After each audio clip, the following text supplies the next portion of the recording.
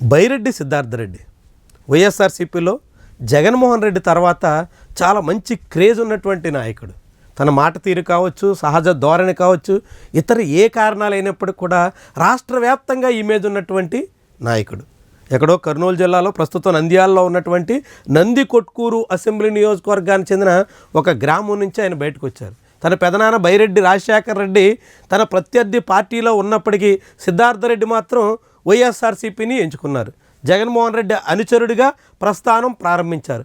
ఆ క్రమంలోనే ఏకంగా ఇప్పుడు వైఎస్ఆర్సీపీ యువజన విభాగానికి వర్కింగ్ ప్రెసిడెంట్ హోదాలో నియమితులయ్యారు. అంతవరకు బాగానే ఉంది.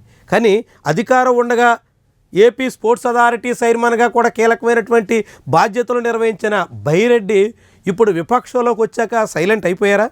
ఇటీవల పెద్దగా ప్రజల్లోకి రావడానికి ప్రాధాన్యత ఇవ్వడం లేదా? గతంలో ఉన్న దూకుడిని ప్రదర్శించలేకపోతున్నారా? దానికి ప్రధానమైనటువంటి కారణం ఆడుదాం ఆంధ్ర సహా వివిధ కార్యక్రమాల్లో వచ్చినటువంటి అవినీతి ఆరోపణలే అనేటువంటి వాదన నిజమేనా? ఇదే ప్రశ్నలు ఇప్పుడు బైరెడ్డి సిద్ధార్థరెడ్డి చుట్టూ వినిపిస్తున్నాయి. వాస్తవానికి బైరెడ్డి సిద్ధార్థరెడ్డి గడిచిన కొన్ని నెలలుగా ఆచితూచి స్పందిస్తున్నారు. నేను ఇంకా జగన్మోహన్ రెడ్డి వెంటే ఉంటాను, జగన్మోహన్ రెడ్డి నా నాయకుడు, జగన్మోహన్ రెడ్డిని వీడే ప్రసక్తి లేదు అని ప్రకటనలు అయితే చేసినప్పటికీ ఆయన ఆచరణలో అంతంత మాత్రంగానే ఉన్నారు. పార్టీ కార్యక్రమాలను జోరు పెంచాల్సినటువంటి దశలో బైరెడ్డి సిద్ధార్థరెడ్డి పాత దూకుడు ప్రదర్శించలేకపోతున్నారు. వాస్తవానికి ఇప్పుడు వైఎస్ఆర్సీపీ యువనేతల్లో అందరికన్నా భూమన అభినయ్ రెడ్డి అత్యంత దూకుడుతో కనిపిస్తున్నారు. అనేక సందర్భాల్ని ఆయన చాకచక్యంగా వినియోగించుకుంటున్నారు. ప్రభుత్వ వైఫల్యాల్ని ఎండగట్టేందుకు కృషి చేస్తున్నారు. ఇటీవల మహానాడు సందర్భంగా అంతా తెలుగుదేశం పార్టీ చుట్టూ చర్చ సాగుతున్నటువంటి దశలో కూడా భూమన అభినయ్ రెడ్డి సరిహద్దు రాష్ట్రానికి వెళ్ళి కర్ణాటకలో పెట్రోల్ రేటుకి, కుప్పోలో పెట్రోల్ రేటుకి మధ్య ఉన్నటువంటి వైరుధ్యాన్ని చాటడం ద్వారా అప్పట్లో నారా లోకేష్ చేసినటువంటి ప్రచారంలో డొల్లతనాన్ని వెల్లడించే ప్రయత్నం చేశారు.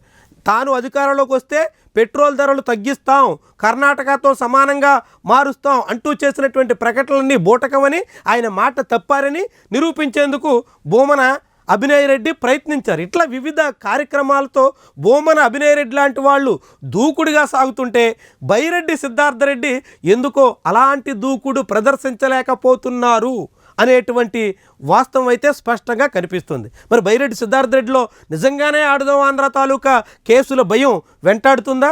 అప్పట్లో క్రీడల శాఖ మంత్రి ఆర్కే రోజా, అప్పుడు క్రీడలకు సంబంధించినటువంటి కీలకమైనటువంటి బాధ్యతలు నిర్వహించిన బైరెడ్డి సిద్ధార్థరెడ్డి ఇద్దరూ కలిసి 150 కోట్ల రూపాయల వరకు అవినీతి చేశారు. నాసిరకమైన క్రీడా సామాగ్రి కొనుగోలు చేసి కొంత మొత్తం పక్కన పెట్టేసి భారీగా స్కామ్కు పాల్పడ్డారు అని తెలుగుదేశం పార్టీ ఆరోపించింది. దాని మీద దర్యాప్తుకు కూడా ఆదేశించింది. ఈ తరుణంలోనే కేసులు వెంటాడుతున్నటువంటి దశలో దూకుడు ఉపయోగం ఉండదు అని బైరెడ్డి సిద్ధార్థరెడ్డి భావిస్తున్నట్టుగా చాలామందే లెక్కలేస్తున్నారు. ఈ కారణంతోనే ఇటీవల సిద్ధార్థరెడ్డికి యువజన విభాగంలో కీలకమైనటువంటి బాధ్యతలు అప్పగించిన అదే దూకుడు, అదే యువజన విభాగాన్ని వేగంగా నడిపించడంలో, ఉత్సాహంగా ముందుకు సాగించడంలో బైరెడ్డి ఎటువంటి చొరవ చూపలేకపోతున్నట్టుగా కనిపిస్తుంది. మరి ఇలా ఎంతకాలమని బైరెడ్డి సిద్ధార్థరెడ్డి అణిగి ఉంటారు? ఎంతకాలమైన ఆయన సైలెన్స్ని పాటిస్తారు? మళ్ళీ ఆయన ఎప్పుడు తన పాత పూర్వపు సిద్ధార్థరెడ్డిని రంగంలోకి తీసుకొస్తారు? ఇదే ఆయన అభిమానులు ఎదురు చూస్తున్నటువంటి వ్యవహారం.